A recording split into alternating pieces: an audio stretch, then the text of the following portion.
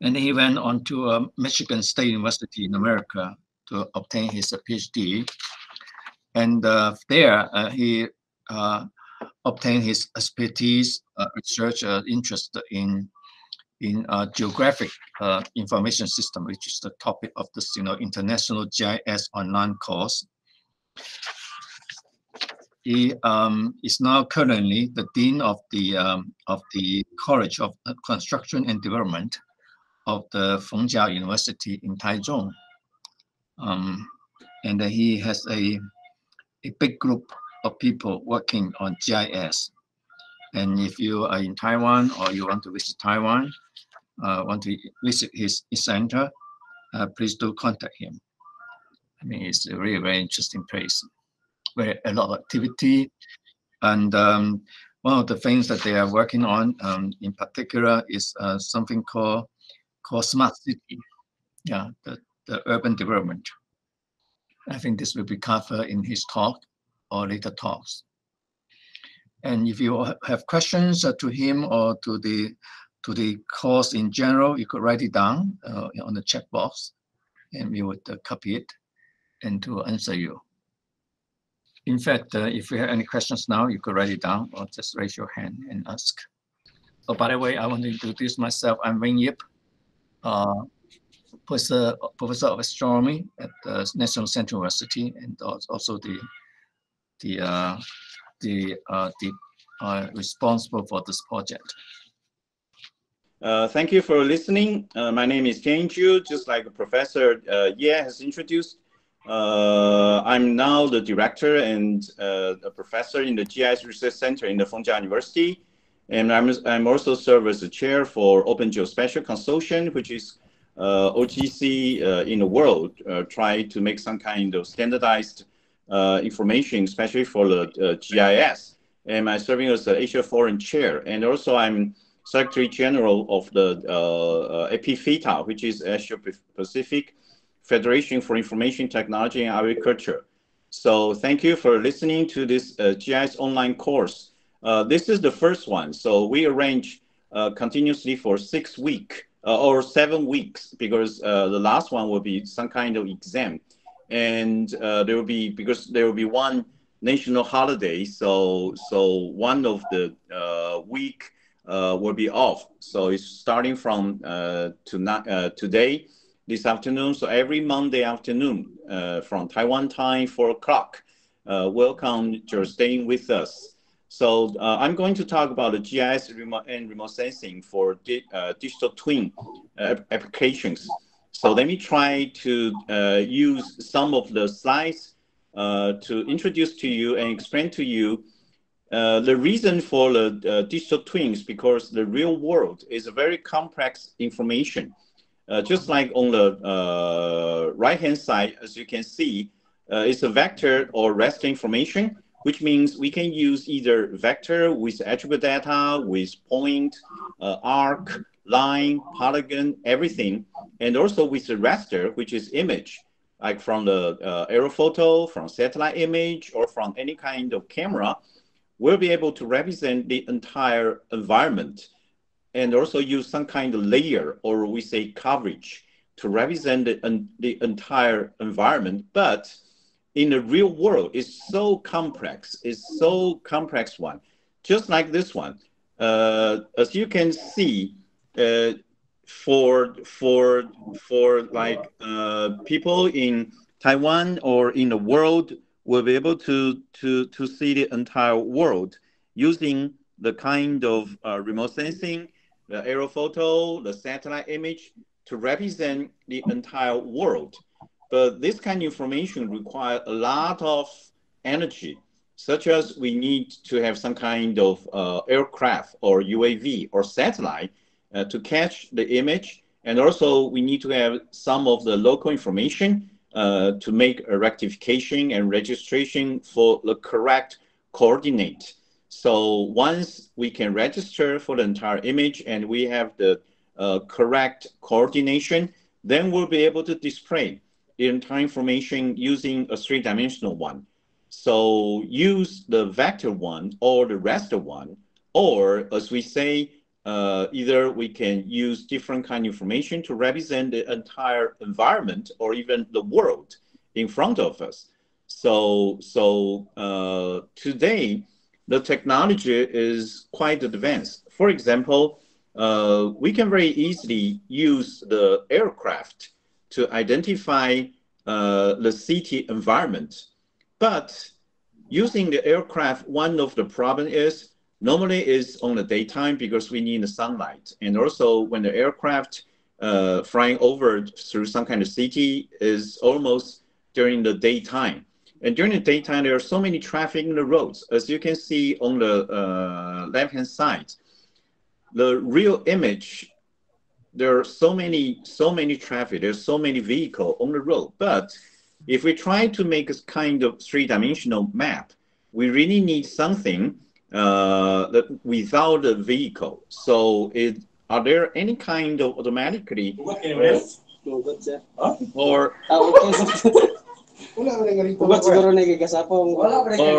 autonomous way to really represent the entire environment? Then, as you can see from the left-hand side, there's still some vehicle on the roads, and on the right-hand side, there's nothing, because we can use some kind of AI technology to delimit the vehicle automatically, and in a very fast volume, we'll be able to do the entire city. So this is one of technology has been developed in the recent years, and also because of this kind of AI technology, we'll be able to widely use the kind of aerophoto, satellite image, and GIS vector information for many issues, such as if we have this kind of image, then we can use the AI. The AI try to learn it by itself, and it can still embed what will be on the roads if there's no vehicle.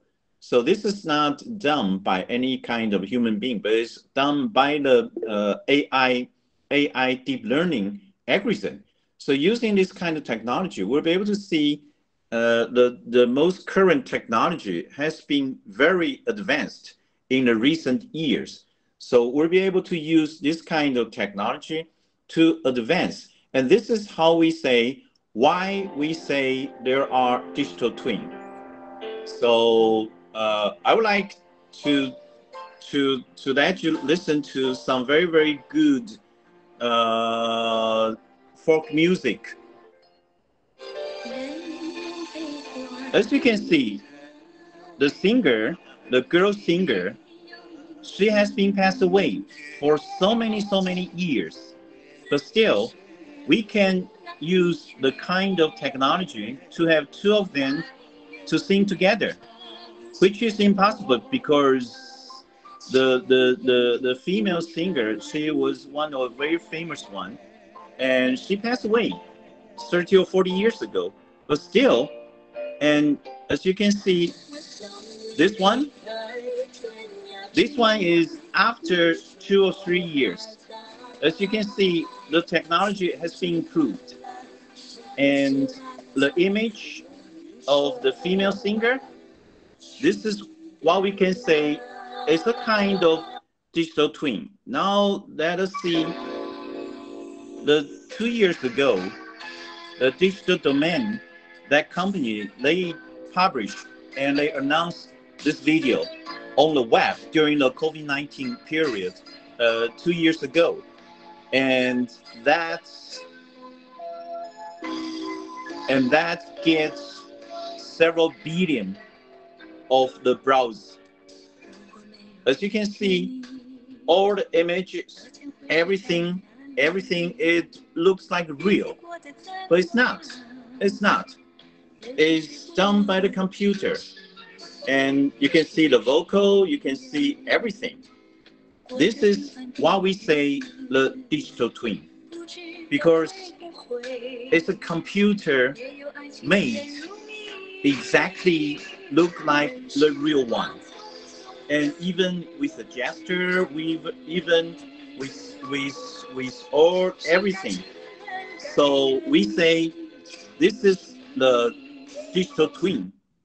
The reason I try to show to you that kind of things is the digital twin is just like you have identical, like a twin. You have identical things, and it's exactly the same, but it's in digital format. So as we say, the digital twin for the smart city, which means we need a lot of different kind of sensors using the cloud and use a lot of different kind of communication technology. And also we need very, very good artificial intelligence and big data, and also to make it visualized. So visualization tools is also one of the very important things.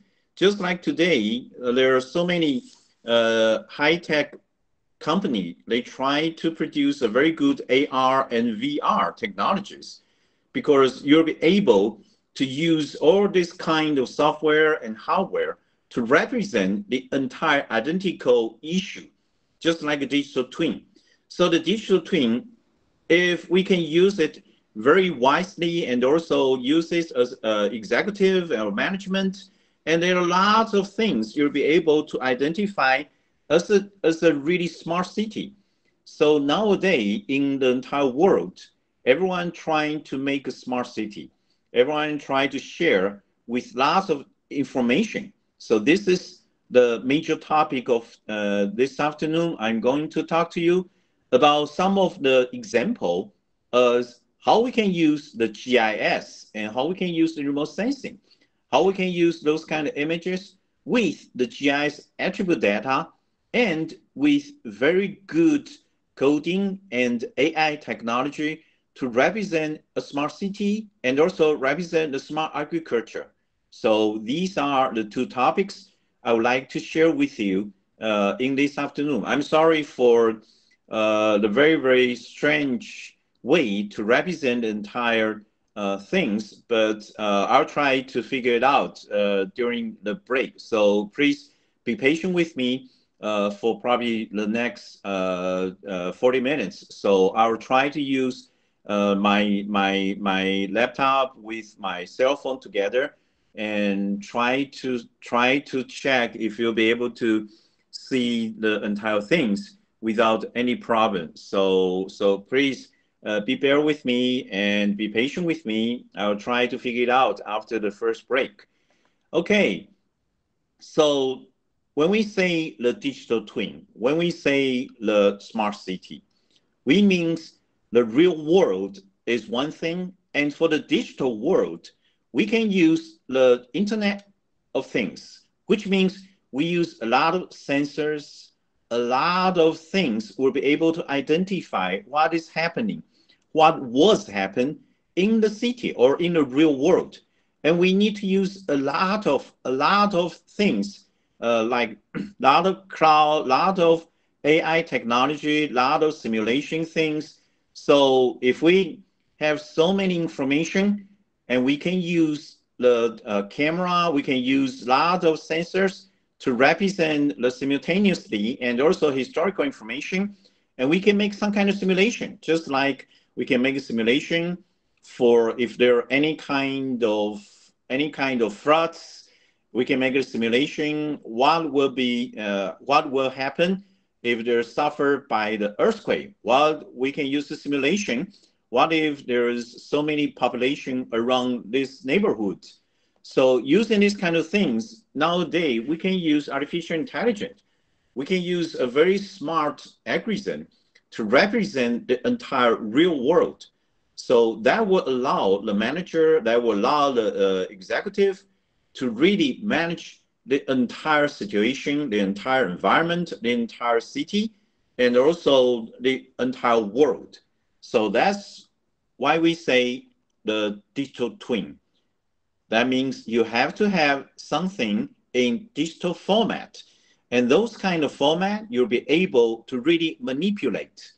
It doesn't mean you can only view it, but you can analyze it. You can check the inside information, which is more important.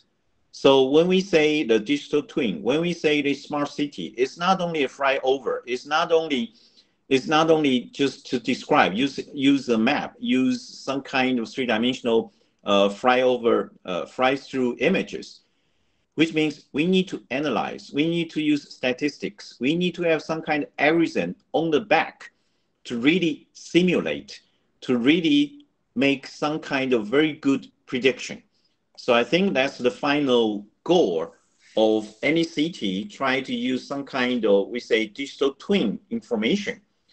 So in the end, the digital twin would like to serve as a decision-making support services, because using this kind of digital twin, you can build, or you have to build, the entire environment on real digital format. And you need to put all information inside. And also, it's not only for the view, but you need to analyze. You need to know what's the water quality. You need to know what is the pollutant. You need to know what will be disaster.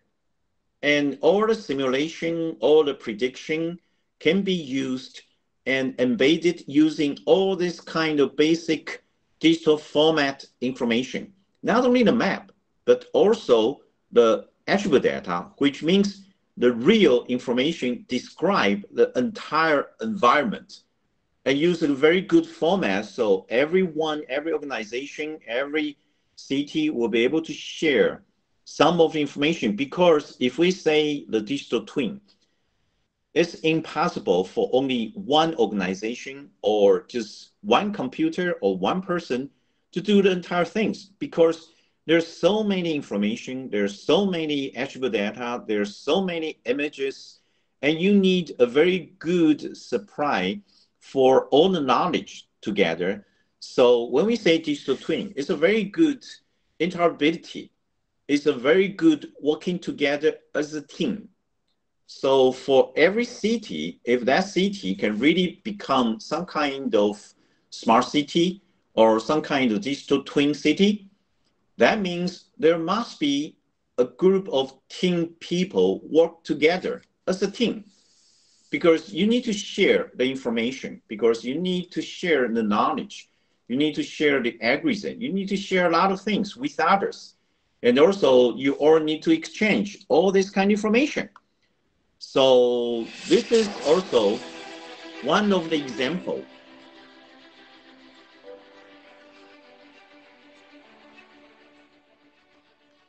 This is also one of the examples in the Taichung city. The Taichung city, the city government, they try to use a very good digital twin technologies, like to describe all the parks. There are thousands of parks in the Taichung city, and all the roads, the pavement of the roads, the construction site of every big construction site inside the city. They need something to describe. They need something to know the progress. They need something to really inflect the real progress of any kind of construction. And they need something very easy to be acquired by the cell phone, to be acquired by any kind of app, by any kind of sensors. So that's how it make as a digital twin city. So this is also one of example. Let me show to you another example.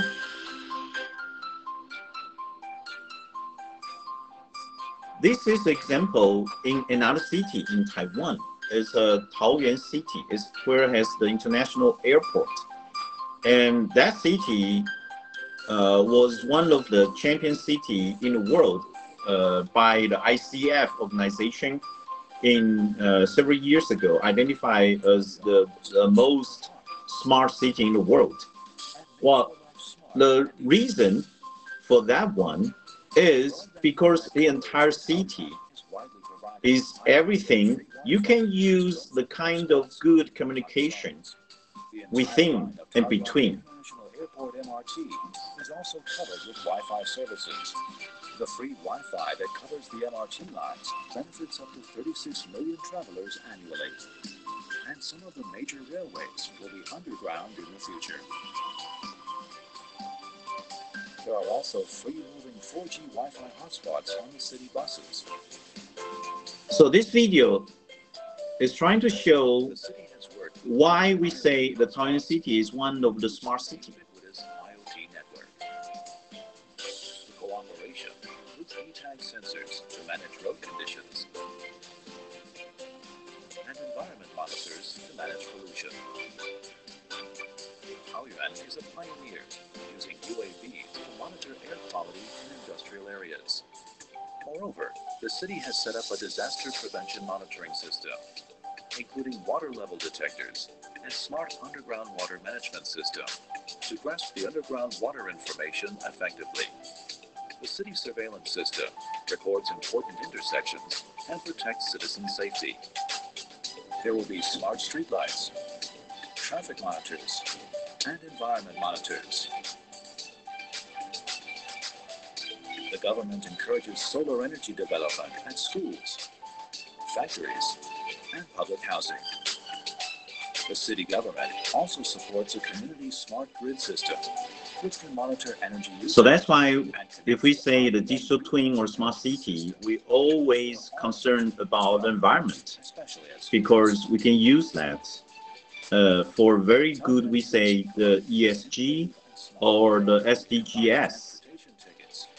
Credit cards and sport cards, so it can act as a wallet, enabling small payments and transactions. It is also available, supporting various mobile payment systems. School campus safety is secured with electronic monitored fences. 5T Maker Smart School is promoted and smart classrooms are built using interactive smart teaching systems.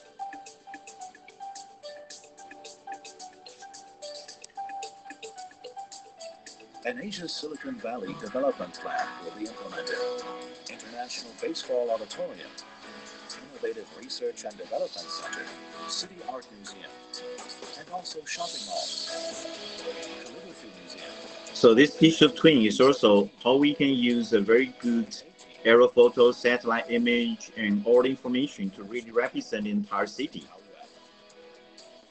Making the city well-established globally, especially in the IoT industry.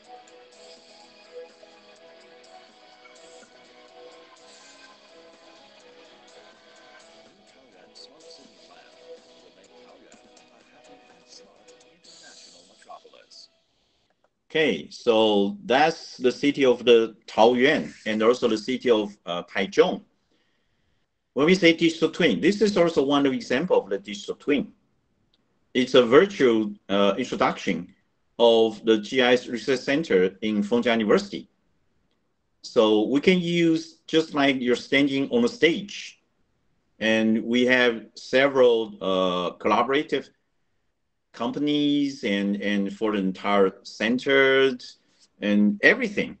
So if you browse the GIS Research Center in Fengyang University, if you browse the website, you'll be able to really use this kind of virtual expo to see what's inside the center and what kind of project being done.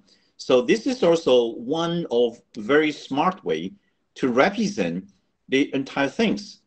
So I try to show to you is when we say digital twin, it doesn't has to be something only related to the city, something or only related to disaster, to agriculture, but it's everything. Is all the daily life happening in our surrounding area. So when we say the virtual one, which means if you have the digital twin, it can represent a lot of things because you have to share, you have to make a smart decision, you have to have good algorithm, you have to have good knowledge. And as I mentioned about, once you can share and you can have some kind of interoperability to work together, then that means you are toward a kind of smart environment. So when we say the digital twin, we always try to emphasize the artificial intelligence, the Internet of Things, the three-dimensional describe and the AR technique, the VR technique, and also nowadays the data cube, which means in the previous time, all the data, all the information is a kind of two-dimensional world. But now we can really use this three-dimensional one. And when everything is three-dimensional with the spatially and temporally, which means it's not only the location, but also the time series. So when it's combined with all the time series, with all the site information, we cannot use the previous, like some kind of database. So nowadays, there are lots of companies focused on the data cube, which means all the data, all information is a kind of cube. It's not only the flat, it's not only the two-dimensional, it's not only three-dimensional, it's a cube. So it's with the time, with the location, we say spatially and temporally. So nowadays, the most high technology concern about the digital twin is try to use all the best developed technology and represent our real world. So that means the digital twin. So in Taiwan, one of the very serious problems is environmental monitoring. So I would like to start to introduce how the Taiwan government work together with university, with private company, and try to secure our environment. Because Taiwan, 3/4 of the entire land is either slopeland or high mountain. We have the peak is 4,000 meters. So when we say like things happening in Taiwan, we always try to use different kind of technology, try to identify what is happening in Taiwan. For example, in Taiwan, we have typhoon. And we have floods. And typhoon happened during the summer season. And without typhoon, we encounter a drought. So with typhoon, there are lots of like floods, there are lots of disaster like the debris flow or landslide happening in the slopeland or mountainside. So there are always a lot of things happening in Taiwan. So there are always lots of disaster things are really happening in Taiwan. So we have floods during every typhoon in Taiwan. We have lots of earthquake. So this is one of the map to represent one of the very serious typhoon in the year of 2009 invaded Taiwan on 4 days. It put down from the sky for almost 3,000 millimeters of rainfall. So just think about 3,000 millimeters of rainfall putting down from the sky to one of the village in the southern village. So it created a lot of damages to the entire village. And also in Taiwan, after several very serious events, the government tried to use a lot of this kind of sensors, try to make early warning, especially for the alerting for there is a very dangerous place, you have to evacuate, or there might be some kind of landslide happening in the very near future, you have to evacuate. Or there has been an earthquake and the earthquake shock will come to your place in the next 10 seconds. You have to be prepared.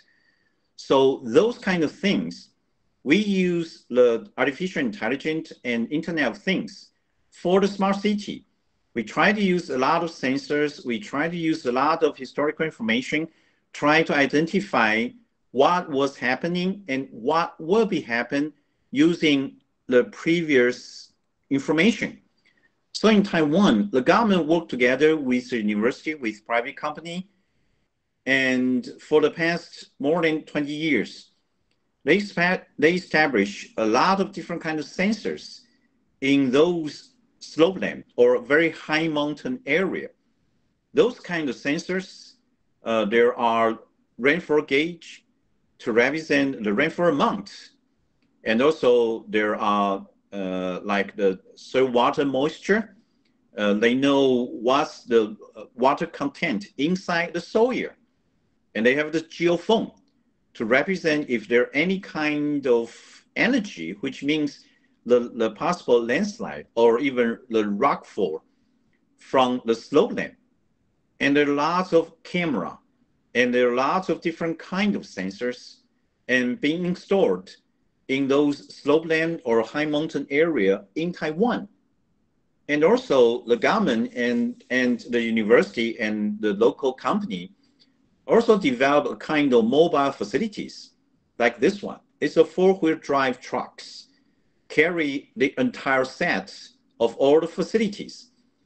With all the facilities, their camera, their sensors, there are lots of Jhih-Fong, their rainfall gauge, there are lots of information. So using this kind of information, we'll be able to identify and to really get some of the real information. Just like on the upper hand, you'll be able to see there are lots of different kinds of sensors in the slopeland. And on the lower one, as you can see now in the movie itself, you'll be able to see the debris flow is happening. We were watching from the computer monitor that early morning. It's 6 o'clock, 6 or 7 o'clock in the morning. And on the far right hand, the XYZ means the Jhih-Fong installed in about 10 kilometers away. And it received a very, very high frequencies, which means there were a very serious landslide. So after probably 15 minutes, we identify this debris flow event on that day. Because the Jhih-Fong has already received all the energy from the slopeland because there are voids, there are rockfall. So there's some kind of energy released from the earth. And the Jhih-Fong received all the energies, and we know something was happening in the upstream. So in the middle stream, after 15 minutes, it was a very serious debris flow. So this is the kind of debris flow in Taiwan. And it happened during every summer in the typhoon season, because in Taiwan, it's a very fragile environment. So all this kind of monitoring technology and is good for the decision making, especially for early alert, is the entire digital twin. The government, the university, the private company use a lot of different kind of facility, use different kind of sensors. As you can see, their Jhih-Fong, their rain gauge, their camera, there are lots of, and we need to use a lot of different kind of communication, because on the slopeland, on the mountain area, during the typhoon season, the power will be off. The cell phone communication will be off. So we can only rely on satellite or rely on some other microwave for the communication. So using those kind of communication, we'll be able to still send the real-time information directly to the emergency operations center. And the center can send in those kind of alert to the village, to the people who need to receive those kind of information. And also the evacuation operation will be operated by the local city government. So this is the entire situation, the entire monitoring things has been demonstrated in Taiwan for the past 20 to 25 years. using very good sensors, use very good technology, use very good communication skill, and also the platform. So we can create a very good digital twin of the entire slopeland environment during the typhoon season. And use this kind of technology, we'll be able to making early alert to the local high mountain village people. So this is the way we say digital twin can really use to represent the entire environment and also to use for the better environment.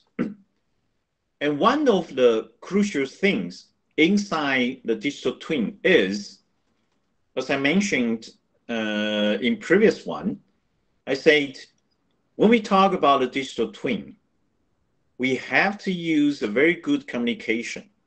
And every organization, every stakeholder, they have to share all the information. They have to share all the algorithm, because when we say digital twin, it's not only by one person, only by one computer.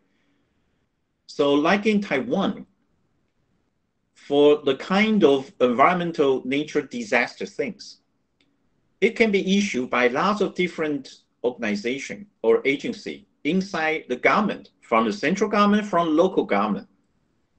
So all the central government, all the local government, regarding who, what, and when, and where, and why, and how, they have to use different kind of sensor to identify those answers.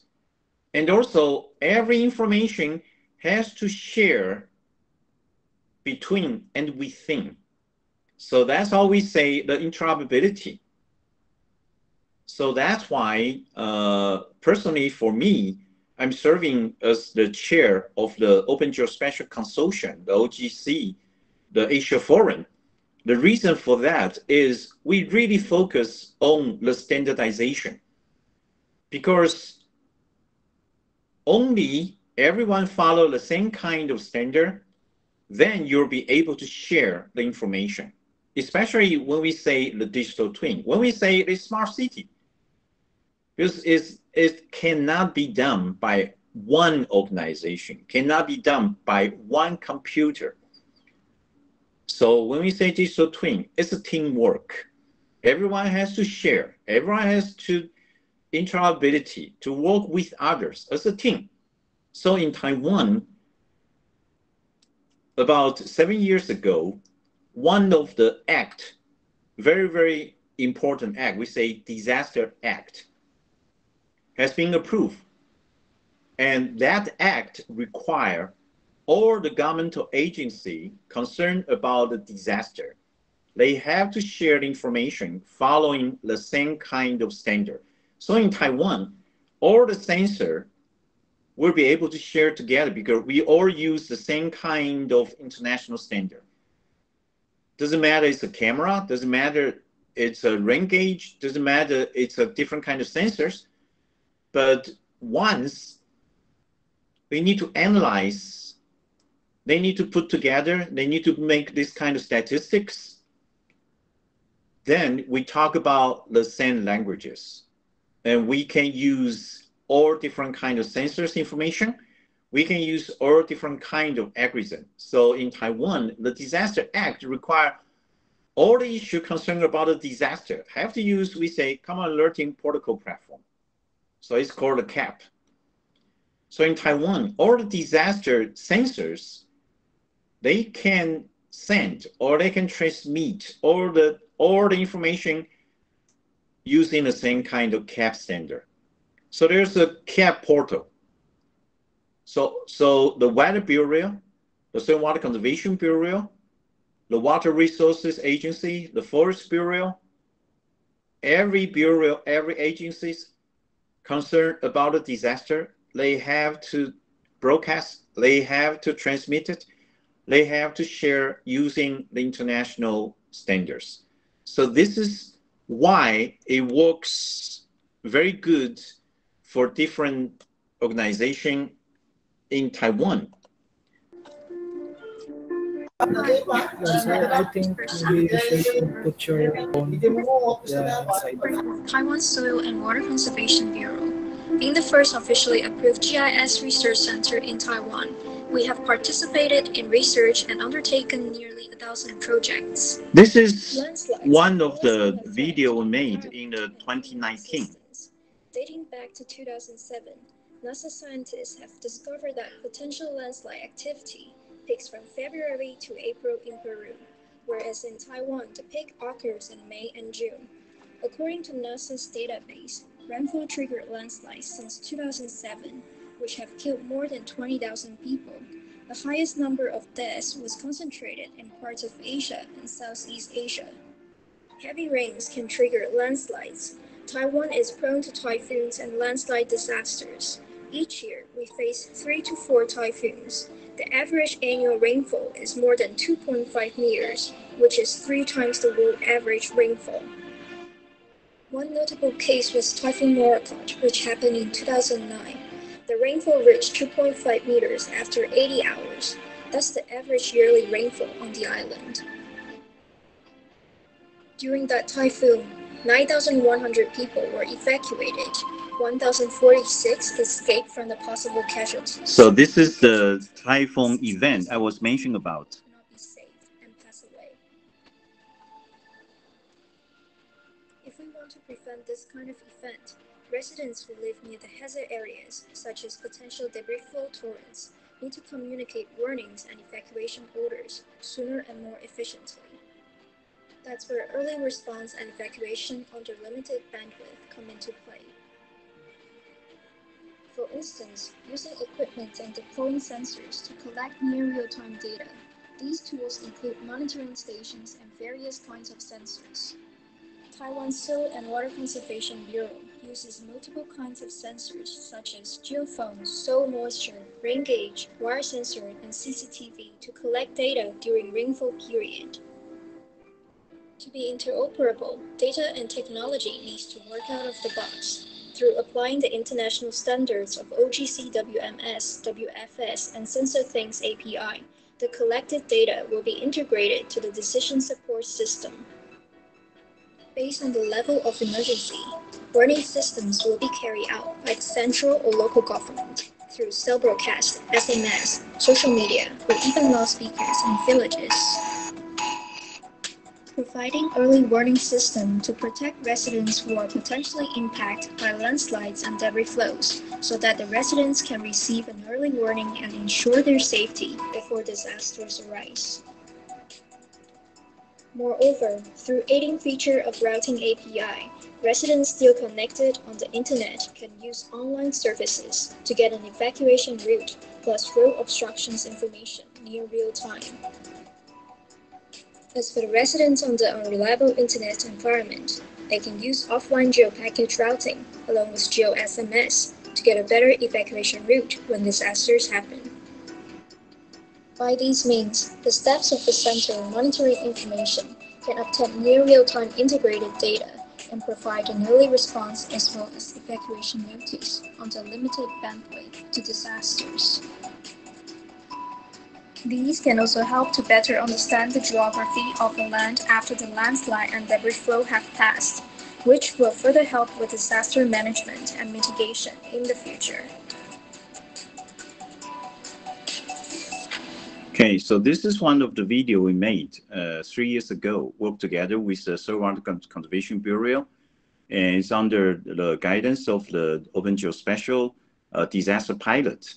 So this one represents how the Taiwan government worked together with the university and also following the international standard and regarding the disaster early alerting system and all the slopland information. So that was a very good example of how the digital twin can really represent and also can really solve one of the nature alerting problem for the local village people, so it can save lives.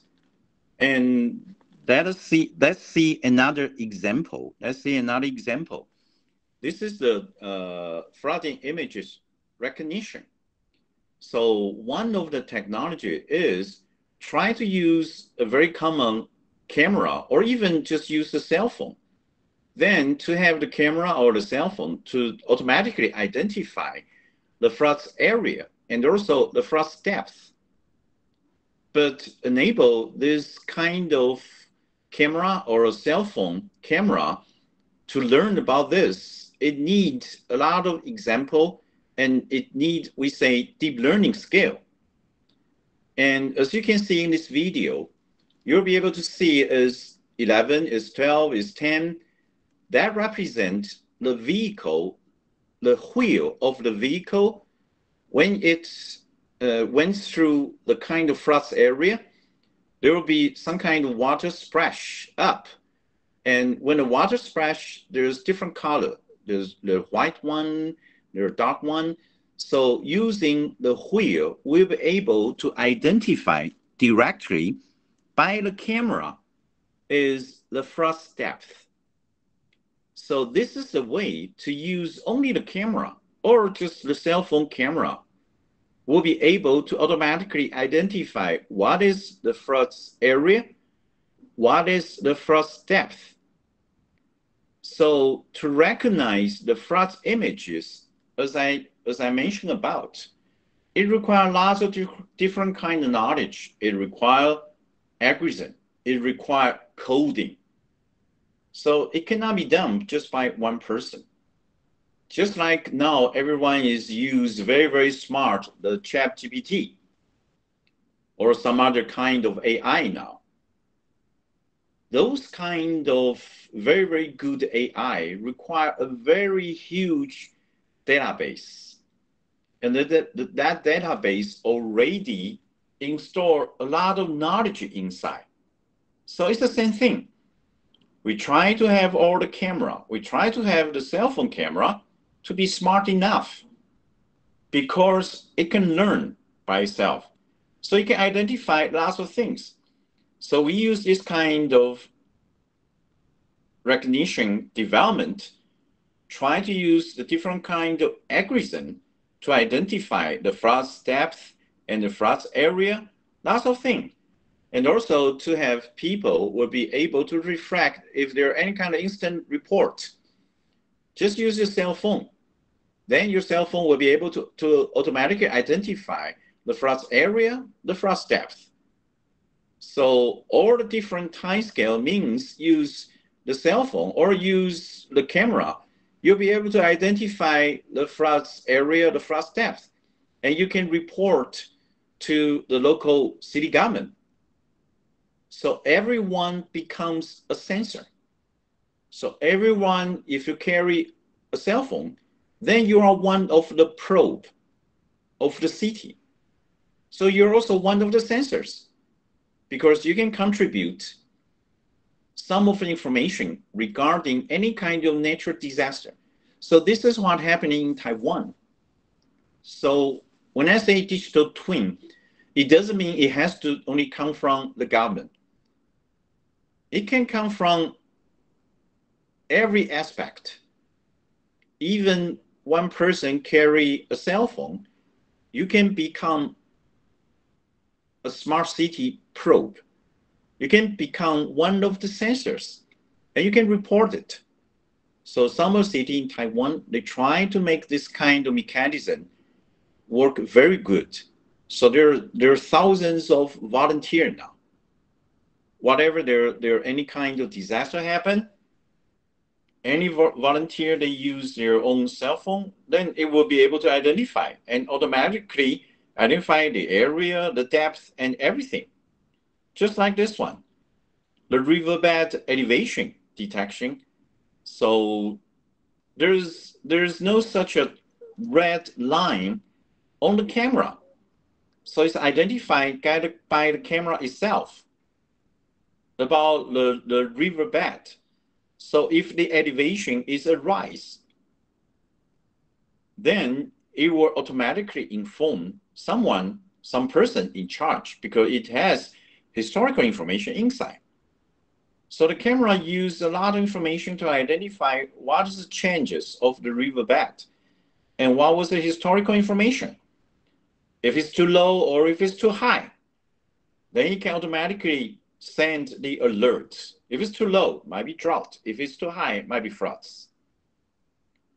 So those kind of information is very wise and using this kind of sensors. And also not only for the digital twin, because we try to make an identical one. So for every camera, it's very common to have the kind of raindrops. Then we were thinking about if there are any kind of smart way, you don't need to send a person to go to the field and really wipe it out. It's impossible. So if there are any good way to remove those kind of raindrops on the image by the camera.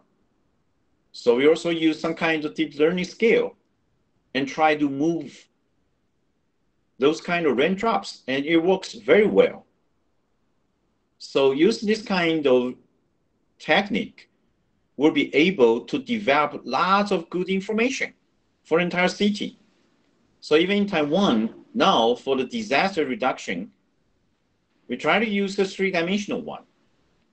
Because in Taiwan, most of the city, we all have the three-dimensional building information following the city GML. So use this kind of information, we'll be able to put the potential floods on the three-dimensional images. So this is what I was talking about.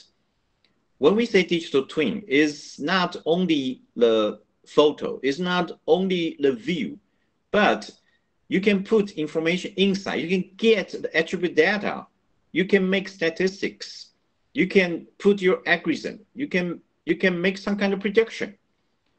This is why we say the real things.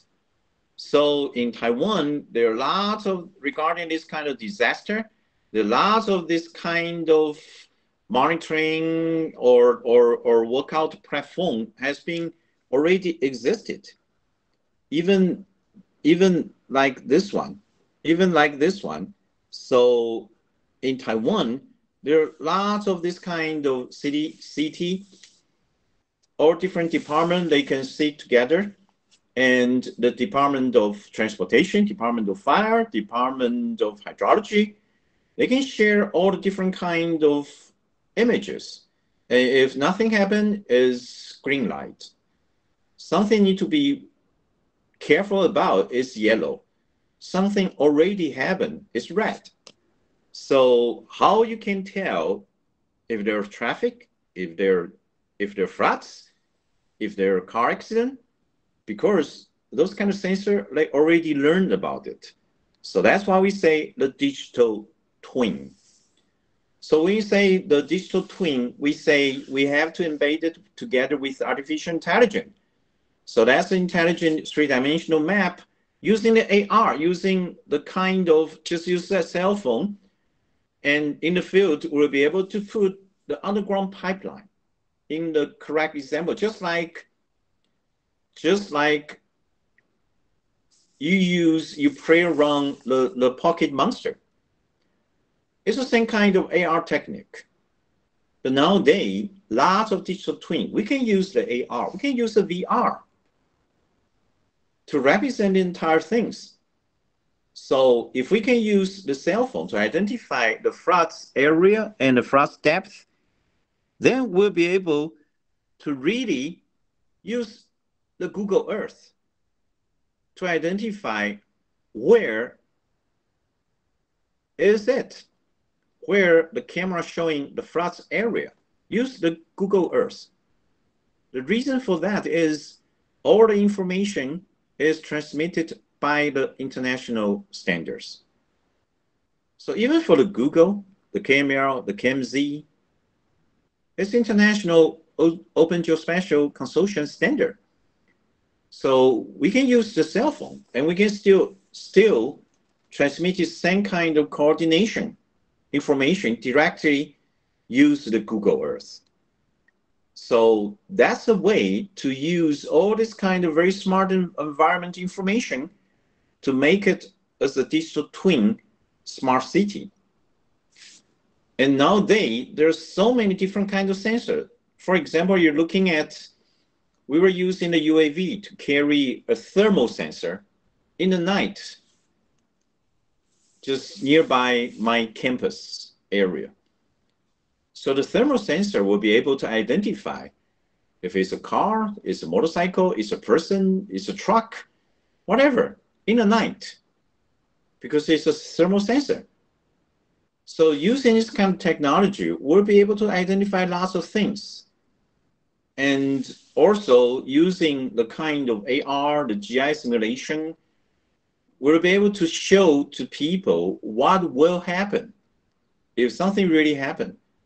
Nowadays, this kind of technology has been widely used in lots of the most recent movie, the Hollywood movie. Lots of this kind of movie, they use very, very good technologies.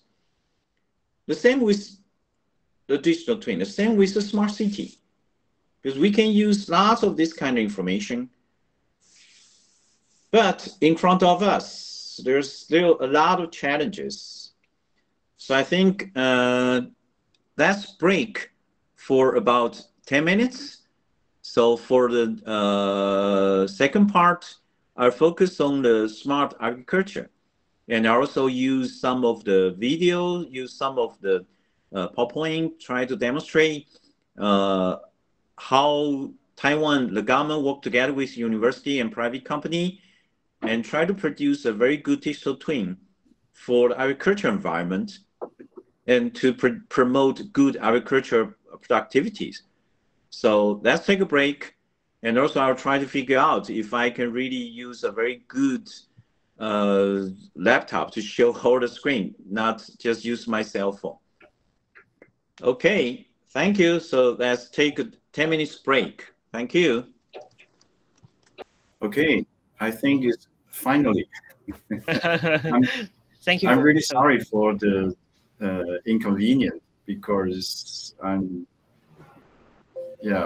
was facing some of the mechanical problems. So hopefully we'll be able to do the next session of my speak very smoothly. I would like to talk about, we still have some kind of challenges to the global environment and agriculture because of the worse environment and depletion of our nature resources and population growth, especially for the food shortages. So that's why the smart agriculture is quite important. So as you can see now, from the early 19th until the 1950 and 2010 and 2020 now, we're working from the data science up to the digital twins. So that's, but even as the blank one, the reason for the blank one is because all the digital twin technology has been improved so fast. There's so many technology, so many issues will be able to do much better digital twins. Just like I was showing you the female singer. Just from 2 years to 2 years to 2 years progress, you'll be able to see the detail of the image, the detail of the gesture, the movement, and even the vocal has been improved a lot. So now we're using the camera. It's a medium of the resolution. But before, it's only 640 or something. So everything has been improved a lot. The kind of bridge between the physical and digital world to promote innovation and performance is we'll be able to make a very good digital twin. We say the digital twin is a virtual model of a process, product, or service. So this was what I mean about when we use the digital twin, we try to make very identical real world. But it's not only the photo, it's not only just the view, but we need the inside information. We need to make the statistics, we need to put the algorithm, and then we can make some good simulation and even for the prediction. Even for the agriculture, when we talk about some of the crop growth, there are always lots of scientists or researchers. They try to use very, very good scientific method to identify the crop growth. And there are lots of different kinds of models to simulate the crop growth. One is a physical model, one is an empirical model. So there are different scientists, they use different kind of model. The way to use this kind of things is trying to make a very good identical digital twin of the simulation to really simulate how the crop grows under different situations. So use this kind of very, very detailed simulation.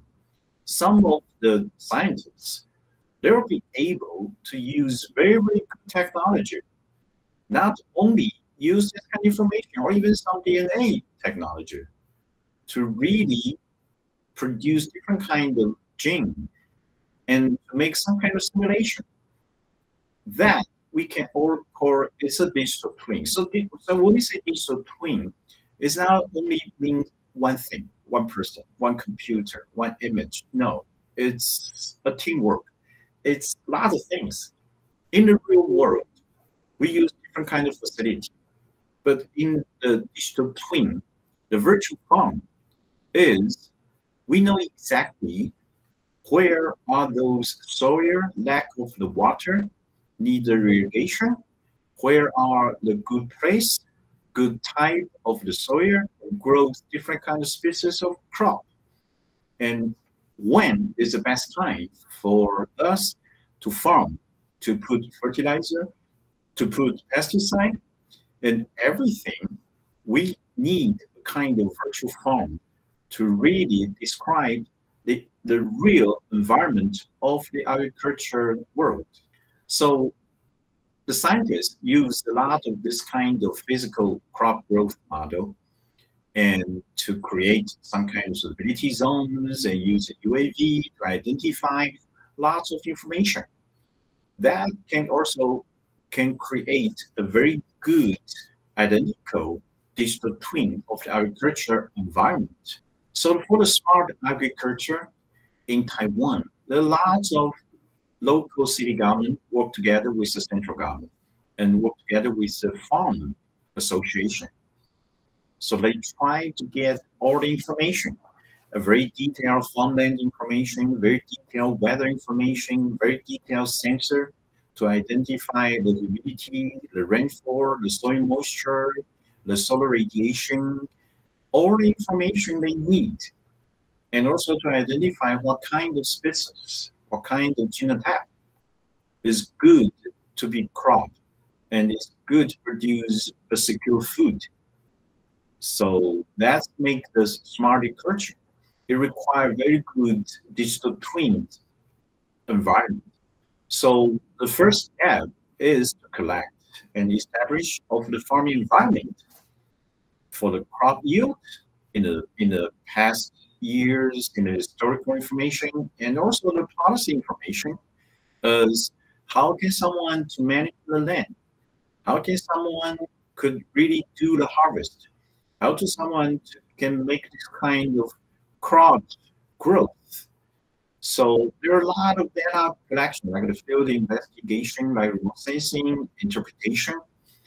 All those kind of information is trying to make a digital twin of the agriculture farm environment.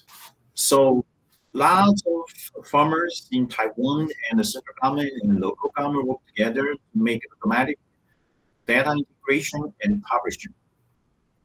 As I say, when we say digital twin, it's not only one person, it's not only one farm, but it needs to collect all the information from Weather Bureau, from Water Resource Bureau, about the irrigation water amount, from lots of the kind of agriculture experimental sites, and also the farmland. Try to identify those kind of information and good for the crop growth. So as you can see, there's so many information needed to create a virtual farm. So automatic data integration, publishing, and we can still check about if the farmland is correct, if all the map produced is correct, and if the crop now produced is also correct, collected, and the result and all the annual information, everything, statistics, to make sure all the database is correct. And we do have the historical information, and we can really simulate the entire agricultural environment. And we can use the thematic map of the crop rotation and fallow, because in Taiwan, lots of the farmland, they use different kind of crop in the different crop season, and sometimes good for the nutrient. For example, the phosphorus and the nitrate. So there are crop rotation, and sometimes there are nitrate, good nitrate plants can be grown in different seasons. So we need to collect all those kinds of database. It's a large database with all the fire, not only the farmland, but also the weather, also the previous yield, and also the soil, and also lots of information. And also in Taiwan, the government worked together with the university and private company, trying to make good mobile devices assisting the investigation. The investigate every farmland, investigate all suitable sites, and also investigate all the environment information, the humidity, the rainfall, the solar radiation, the maximum temperature, minimum temperature, and lots of information. And we can also use this kind of cell phone information to identify all those good information. We'll be able to put in the database and to be analyzed, to be used as statistics, and to make a much better agriculture, smart agriculture farmland. So in Taiwan, lots of local government and central government use the kind of dashboard technology to describe for the entire Taiwan how the farmland can describe and use different kind of crop during different season and use. So there are several strategies, like how you can choose the crop and what kind of genotype and what is suitability the best for this kind of weather, this kind of season, this kind of soil, this kind of management issue, like how much to irrigate and what kind of fertilizer to be put in, and if it can tolerate what kind of drought condition, and what is the lack of different kind of nutrient. All those kind of information need a very thorough investigation and need to build a very good database, not only by one person, but lots of information can be gathered together and to produce the virtual farm. So the inquiry for the historical aerial images is also one of the information. So lots of this kind of satellite images or aerial photo can be used to identify the farmland for different kind of crop, different kind of forest type, and lots of economic growth. So when we say the smart agriculture, we mean a lot of things. Early warning. If we can really inform the farmer, the drought is coming. You have to be very careful about the water irrigated. And if there's some kind of early warning for the serious, like the sunlight or the high temperature, or even the air pollution or any kind of water pollution for the irrigation. And if there are production cells, if there are changes in the market, like in the for the situation, Taiwan, lots of agricultural productivity within Taiwan is changed very rapidly in the market. daily, like the price of the egg, the price of the bread. So lots of pricing issues are very important to all the farmers. So the farmer needs not only the information came from the virtual farm, but also information came from the market. So we need to make the kind of statistical analysis and make a very good farmland management. The water irrigation, the fertilizer, the pesticide, and some of the effort to put in the farm. So lots of this kind of information also require different kind of sensors, different kind of historical information, different kind of algorithms, different kind of knowledge, and put on everything together. Then we'll be able to create a kind of smart agriculture in the digital twins format. So the virtual dynamic dashboard is one of the platforms we developed for some of the city government in Taiwan.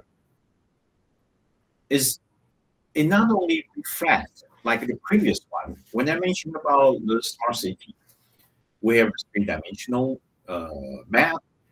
We have all the attribute information inside. But for the dashboard, it's not only this kind of changes. It's also a lot of historical information. The weather will change, the market prices been changed, and all the trend and all the statistics.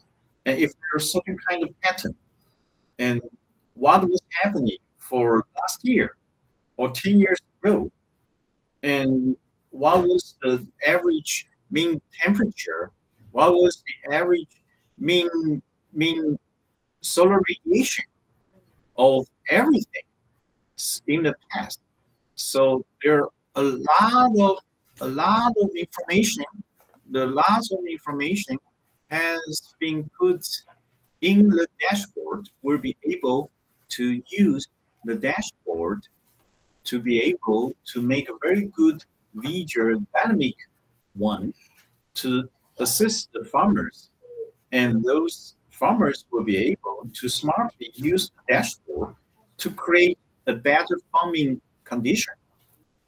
This one is one of the platforms we developed. Like in Taiwan, in some of the southern city, the agriculture early warning module, which means if there will be some kind of dry season is coming, or high temperature season is coming, or high air pollution is coming, so we can warn the farmers to make a better preparation. As you can see from the platform, it's not only the map, but there are also a lot of tables, a lot of information, a lot of the trend, and a lot of information inside. So use this kind of information, we'll be able to create a better alerting system for the farmers, trying to create a better farming productivity. So the farmland management for the agriculture is for the management will be able to use the GIS. But it's not only for the GIS, but also the remote sensing information. So the GIS is the vector information, the kind of background information, the productivity, those kind of information, but also the remote sensing, the aerial photo, the satellite image, and all the geology information. So the agriculture field survey system is also one of the things we did for the local city. It's agriculture field survey system use the kind of cell phone or the PDA, and the certain kind of APP will be able to create a very, very good surveying system, because in Taiwan, some of the crop is a very short season. It needs only about 2 to 3 months, and everything has been harvested. So all the information is changing a lot, changing very rapidly. So we really need a very good way to really survey the entire environment and to make a very, very good basic information. So the dashboard display is not only for the kind of statistics and the Excel or the table or the basic information, but also the geography and also the kind of photogrammetry and satellite images of the entire environment. So using this kind of things, we'll be able to create the GIS and remote sensing information together and use the statistical information and all the historical information and use different kind of simulation, like the crop growth, use the empirical need model or the kind of physical model to describe how the crop grows under different conditions, under different sunshine, under different temperature, under different water irrigation, on different pesticide or fertilizer. All those kind of management issue will be able to combine together, and that require lots of information can be contained using the same kind of international standards. That's a format. So everyone can share the information directly. Everyone can get a very good information. As you can see in this one. So this is used the LiDAR. So LiDAR facility will be able to catch the real environment information, but the LiDAR is a kind of point cloud information. So using the LiDAR, we'll be able to create a good information, but we cannot have very good point cloud analysis. So we still need the kind of good information on the back to really produce a very good agriculture environment using the digital twin. Okay, so I'm sorry for the lag and also for some of the mechanical problem of my first session, and also today's talk, I was telling about how we can use the GIS information and also the remote sensing information to create a very good digital twin environment. So I use some example as the smart city, as Taiwan is facing for the nature disaster yearly, and also Taiwan has been prepared a lot of different kind of sensors, a lot of different kind of information transmitting using the international standards. So everyone will be able to sharing to have the interoperability capability to do the digital twin for smart city. And also for this second part, I was mentioning about how we can create a smart agriculture. Also use the GIS and good remote sensing information, and also use the kind of like LiDAR image, air photo, and make some kind of statistic and combine together with the crop modeling. Then we'll be able to create a virtual farm and to make a good embedded digital twin of the entire environment of the agriculture.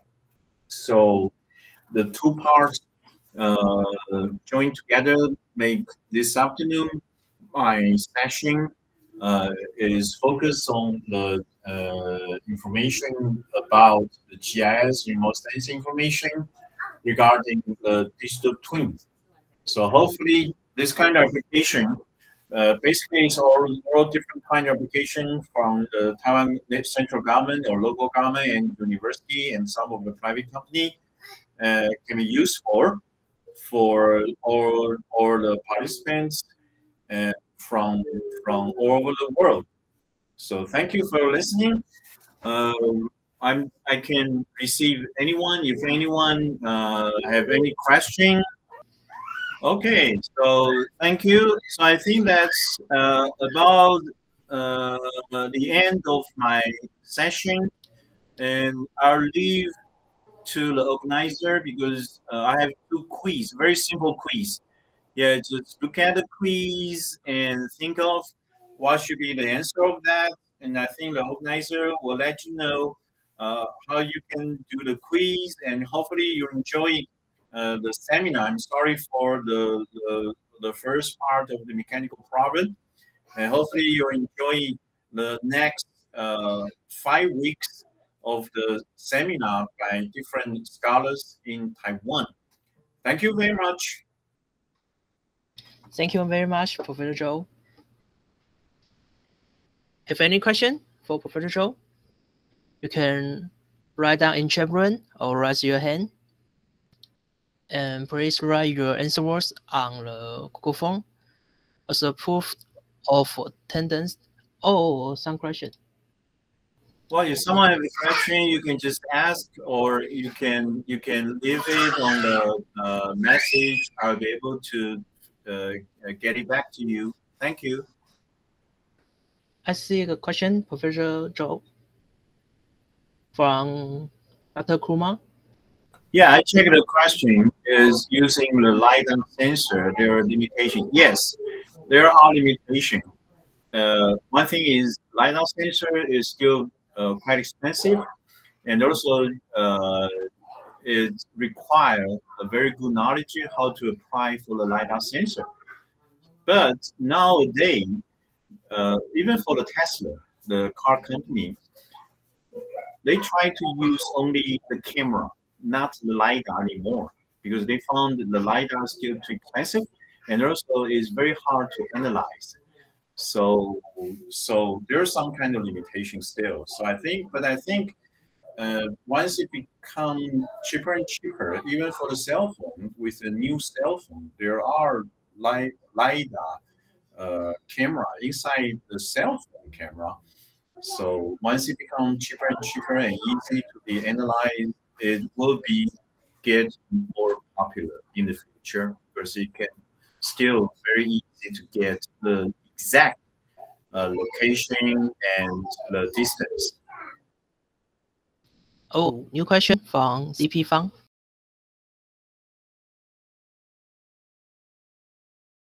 Okay, I should say the metaverse is a very broad sense. It has everything. Using the AR, using the VR, that's the metaverse. But the digital twin is a kind of, you create another digital format, which is identical with the real world. So that's, we say, digital twin. So it's not exactly the same, but it has some related. Nowadays, when people use the metaverse, like even for the Facebook, when they change the naming to the Meta, you can see on the stock market, the market price is pretty bad now, and there are people saying like Meta is become a kind of a very fake thing. It's not a real one. But a digital twin is, we try to create a thing exactly the same, as identical as a real one.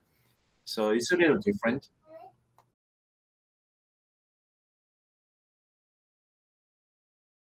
Well, to access the digital twin, you still need to start from something already being established. For example, the digital twin requires lots of information based on the GIS or the remote sensing information. So you still need a very basic information of the environment. Then you can make it more detailed.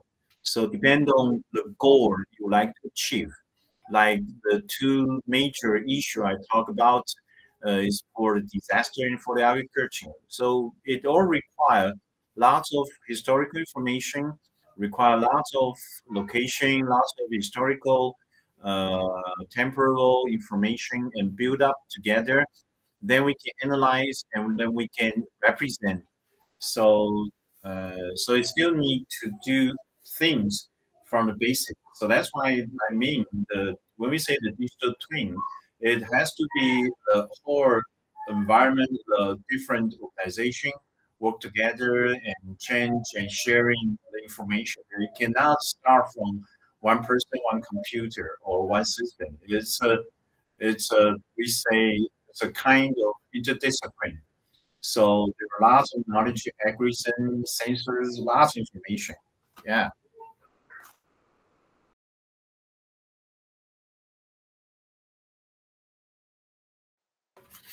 The BIM model, the building formation model, is describe the building using very, very detailed information to describe each piece. It's a little similar as a digital twin, but when we say digital twin, we say exactly identical digital information as the real one. So if you say the BIM to represent the building, it's the same kind of idea, but it's for the building.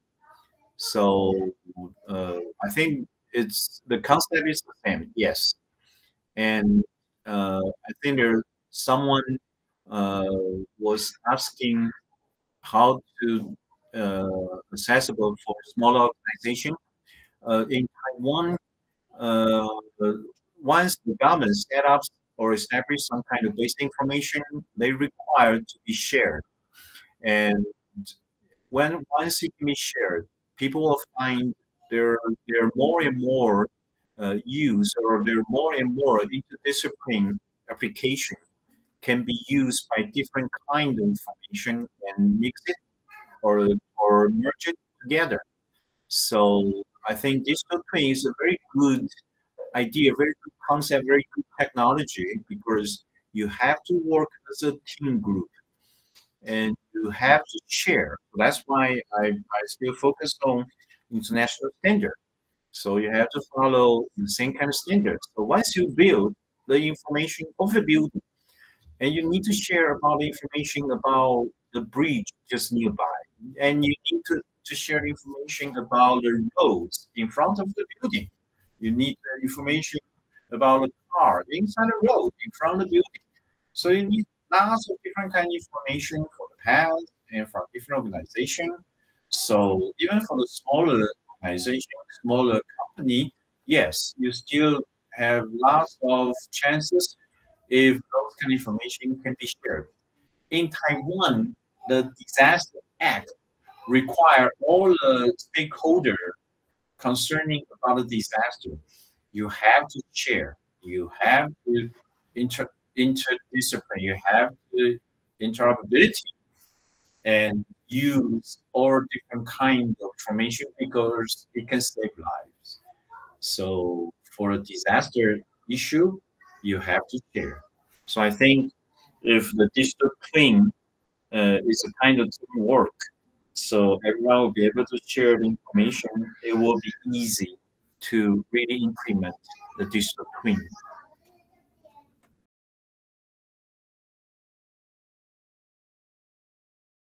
Well, I think digital twin, this kind of concept will still be there for many years because the technology is improving and all the digital twins can make more detail and higher resolution, higher information, higher and useful content. So it will never stop because you can make it like with higher resolution, with more information inside. So the kind of digital twin is kind of multiple progress. It's not only like 1+1, is multiple and is exponential way to describe the real world. And we are looking at that, just like the nowadays some of the AI technology has been improved a lot.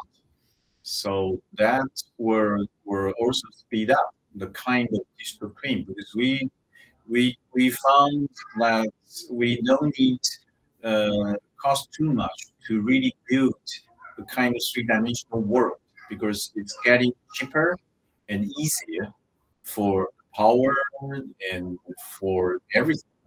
And everyone can share together, so it is very possible and very feasible now to create some kind of digital real world. Okay, so I think it's about time.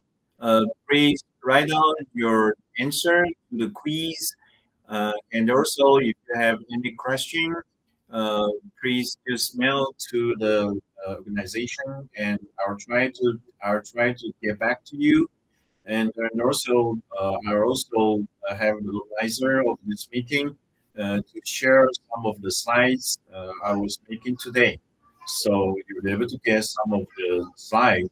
Please register to this system, and the organizer will have some further information to you. Thank you again, and hopefully we'll be able to meet very soon. Yeah, thank you. Thank you, Professor Chou. Thank you, everyone. Thank you for your attention. And if we have more questions, you can just fill in a Google form or send an email for me. I will pass to Professor Chou. See you next week, everyone.